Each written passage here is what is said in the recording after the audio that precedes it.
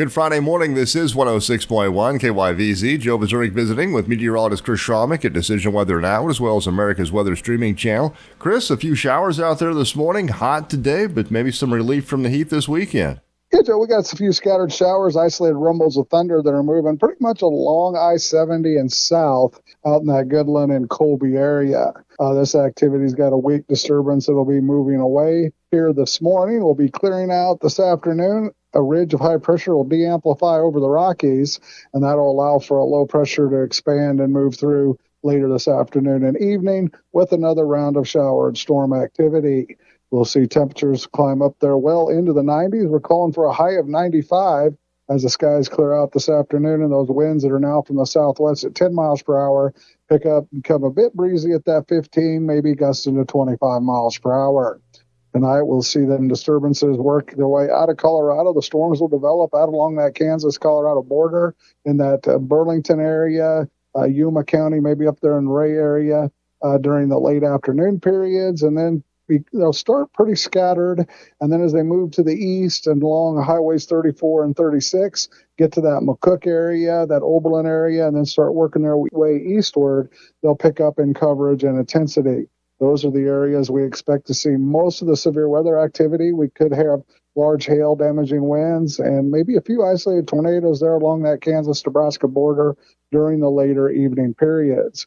Out there along the Kansas-Colorado line, when it first develops, it looks like it'll be hit and miss and pretty widely scattered in those western portions of our listening area.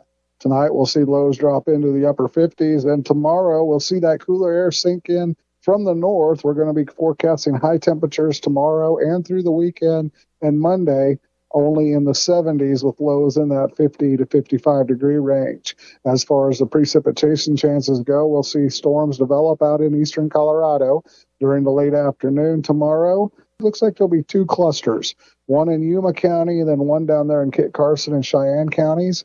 As they head towards the Kansas border, they'll pick up in coverage and intensity, could have some hail, damaging winds, and some very heavy rainfall, but they're going to track south and east. And right now it looks like they'll mostly stay south and east of the line from St. Francis to Colby and kind of move south of I-70 through Wallace County, Logan County, maybe Gove County, and down there in those locations with the heavy rain.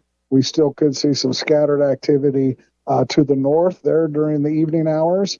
We're in particular watching the Goonies movie over there at Ludell, looking to think this activity may stay just to the south and east of that area, and we'll be able to go on without a hitch with that the movie over there for the Ludell Schoolhouse. As far as we head into Sunday and Monday, still the same thing. We could see the late day, evening, overnight showers and storms. They look more promising on Monday than Sunday. Continue with the cooler temperatures. Then as we head towards Tuesday and Wednesday, we start to dry out. Temperatures will climb back into the 80s.